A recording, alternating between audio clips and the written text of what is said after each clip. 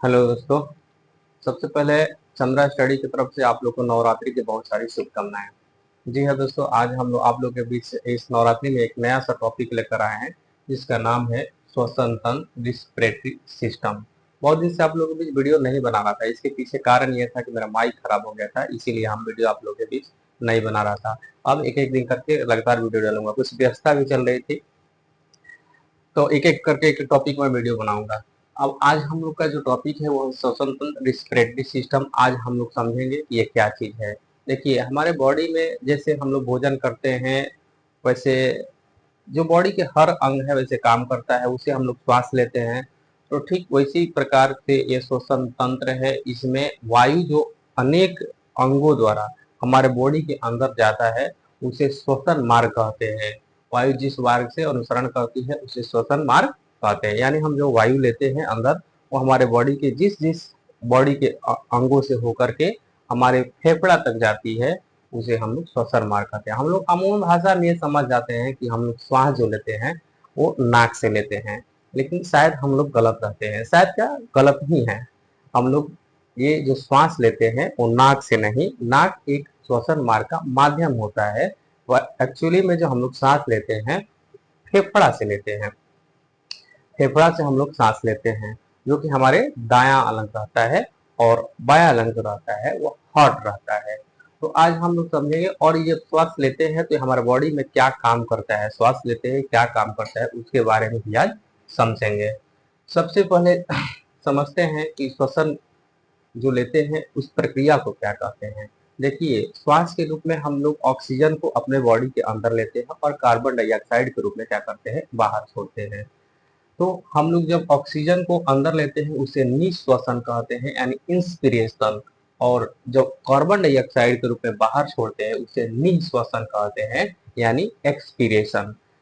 Inspiration अंदर लेना, expiration बाहर छोड़ना। ये तो इंग्लिश में आसान है याद करना, लेकिन थोड़ा सा यहाँ हिंदी है निश्वसन और निश्वसन में। तो देखिए, आपको एक छोटा सा ट्रिक बता रहे हैं इसको याद करने के लिए। कुछ करना कुछ नहीं है। निश्वसन माने अंदर लेना और निश्वसन माने बाहर छोड़ना। यहाँ देखिएगा दो गो बिंदु है, यानी दो गो, समझिए दो गो ढेला है। आप सांस अंदर लिए और किसी को भगाना हो तो दो गो ढेला मार दिया जाता है। समझिए ये जो दो गो ढेला है, आप अंदर लिए और दो गो ढेला उधर से मार दिए, बस भाग गया, यानी बाहर निकल गया। निश्वसन अंदर और ढेला मार के भगा दिए बाहर। तो जिसमें ढेला वाला है वो बाहर खेदने का काम करता है, इसे इसे इसलिए इसे निश्वसन कहते हैं। निश्वसन अंदर लेना, निश्वसन बाहर छोड़ना, ये दोनों प्रक्रिया को हम लोग ब्रीदिंग बोलते हैं। ब्रीदिंग माने उसको श्वासोच्छ्वास, श्वास लेना और श्वास छोड़ना, दोनों प्रक्रिया को ही हम लोग श्वासोच्छ्वास यानी ब्रीदिंग कहते हैं। अब हम लोग समझते हैं कि जो सांस लेते हैं उस जिस मार्ग से अंदर जाता है फेफड़ा तक, उसके बारे में अभी समझेंगे। देखिए, और इसका कार्य क्या है, कौन सुरक्षा करता है, कौन हमारा मदद करता है, इसके बारे में समझेंगे। सबसे पहले हम समझते हैं वायु का सबसे पहला मार्ग होता है या स्टार्ट होता है यहाँ से, नाक से। और ये सभी अंग अपने जगह पे ये स्वच्छ हवा को जो छानने का यानी छन्नी का काम करता है। सबसे पहले नाक में जो होता है नसा, यहाँ यहाँ से वायु प्रवेश करता है। ये दोनों वायु यहाँ से प्रवेश करता है, उसके बाद यहाँ आता है जिसे नसा कपाट कहते हैं। नसा कपाट यहाँ जो होता है, यहाँ एक चिपचिपा द्रव रहता है। ये कैसा द्रव होता है, चिप चिपा द्रव, चिपचिपा द्रव रहता है।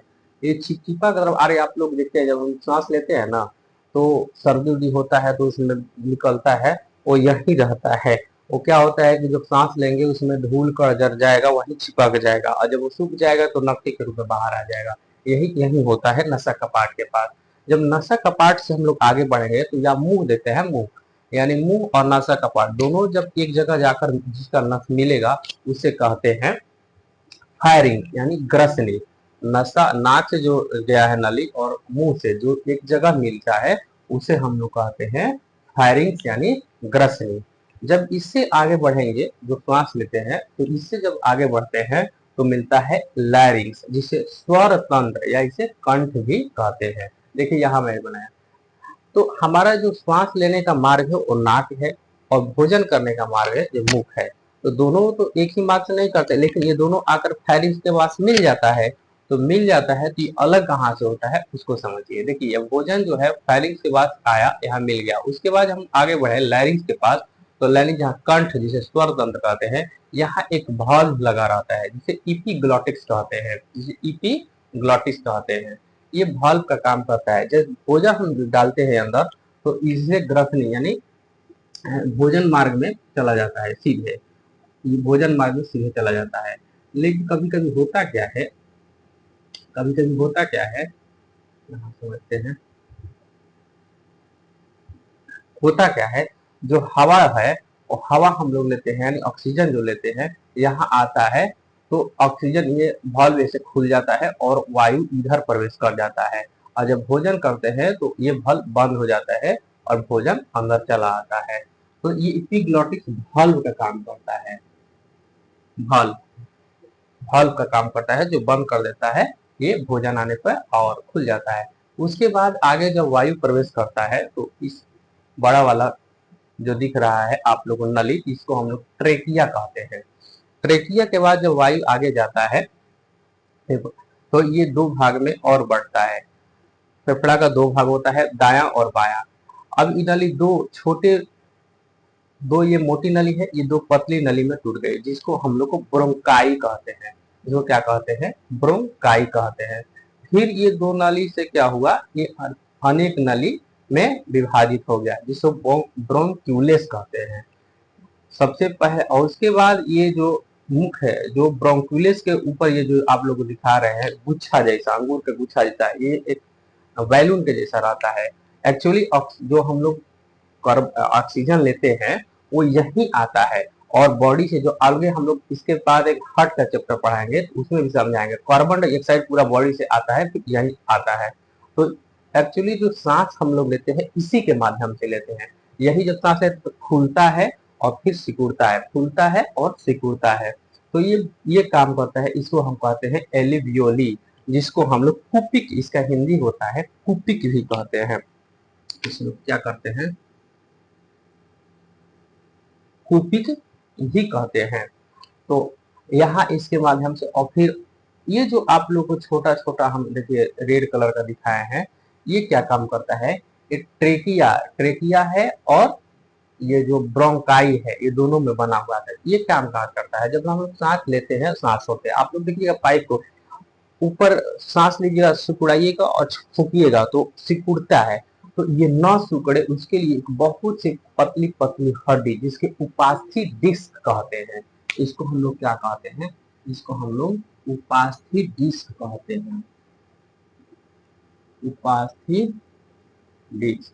ये पतला पतला हड्डी होता है जिसको इस नली को दबने से बचाता है। ये जो है ना नली, इसको दबने से बचाता है। अगर दब जाएगा तो सांस नहीं ले पाएंगे ना, दिक्कत हो जाएगा, यहाँ तक सांस आएगा नहीं, वायु आएगा नहीं।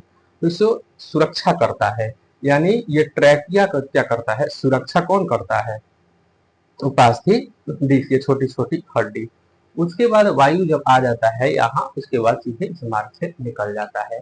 इसके बाद हम लोग देखते हैं कि जो श्वास लेते हैं, ये जो ये बना हुआ है मेरा फेफड़ा, ये फेफड़ा का सुरक्षा कौन करता है, तो ये आप लोग को रेड कलर से हम दिखाए हैं, यहाँ देखिए ये रेड कलर से, इसको हम लोग कहते हैं प्लूरल मेम्ब्रेन। प्लूरल मेम्ब्रेन क्या काम करता है, ये हमारा फेफड़ा का सुरक्षा करता है। तो फेफड़ा जो होता है वीक होता है, उसे चोट उठ हल्का लगे या ना लगे, उससे बचाने के लिए ये प्लूरल मेम्ब्रेन काम करता है। तो मुख्य रूप से हम लोग देखें कि श्वास जो लेते हैं उसका मार्ग, सबसे पहला हम लोग देखें, एक बार इसको रिवीजन कर लेते हैं। सबसे पहले हम लोग श्वास लिए किसे, नसा छिद्र यानी नाक से, उसके बाद आया नासा का पार्ट, उसके बाद आया अंदर थायरिंग, उसके बाद यहाँ कंठ, यहाँ ग्रसनी जिसको कहते हैं, सांस लेते हैं बोलते हैं कंठ, आप लोग अपने भाषा में बोलते हैं, इसको लैरिंग्स बोलते हैं। लैरिंग्स से दो भाग में, खाना भोजन वाला नली अलग, सांस वाला नली अलग, जो इपीग्लॉटिक्स वाल्व बंद कर देता है, खोलता है, ऐसे ऐसे करता है।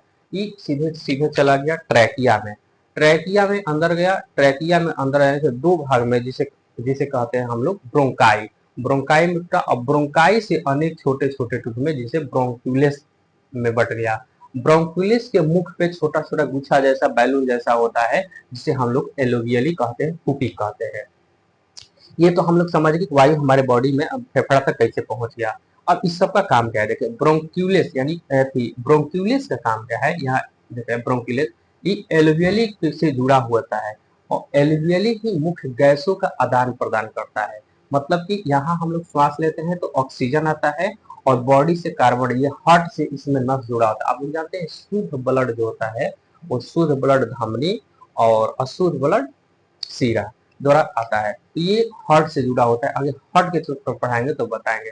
तो यहाँ इसके माध्यम से अब ब्लड क्या होता है, हार्ट के पास जाता है और हार्ट उसको पंप करके विभिन्न मार्गों में भेजता है ब्लड के माध्यम से। अब ब्लड के माध्यम से वो हमारे पूरा सेल माने जाता है, बॉडी के पूरा सेल में, और वहां क्या बनाता है, ऊर्जा बनाता है। तो हम लोग ये समझे कि जो श्वास लिए, ऑक्सीजन लिए, ये श्वसन प्रक्रिया जो है ये जा करके भोजन का निर्माण किया। यानी बहुत सारे अंगों में हमारा जो ऊर्जा जो है, ऊर्जा भोजन लिए उसमें ऊर्जा बनाने में मदद किया। यानी अणुओं को तोड़ तोड़ करके ये भोजन के बनाने की प्रक्रिया को बनाए। इसीलिए इसे हम लोग कैटाबोलिक प्रक्रिया भी कहते हैं। इस श्वसन प्रक्रिया को हम लोग कैटाबोलिक प्रक्रिया कहते हैं। तो कैटाबोलिक वह प्रक्रिया होता है जिसमें अनेक अणु टूट करके, छोटे छोटे अणु टूट करके हो जाने वाली ऊर्जा का निर्माण करता है, उसे कैटाबोलिक प्रक्रिया है। तो श्वसन जो है हमारा जाकर के लास्ट में हमको क्या दिया, विभिन्न कोशिकाओं को क्या दिया, ऊर्जा दिया।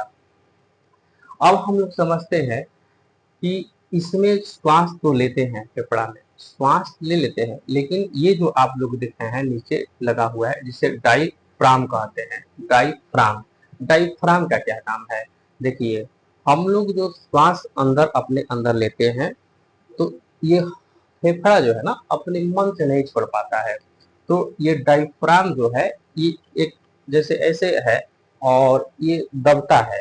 जब सांस लेते हैं तो इसे सीधा हो जाता है और ये नीचे से जोड़ लगाता है, ऐसे दबता है, मतलब कि लचीला होता है।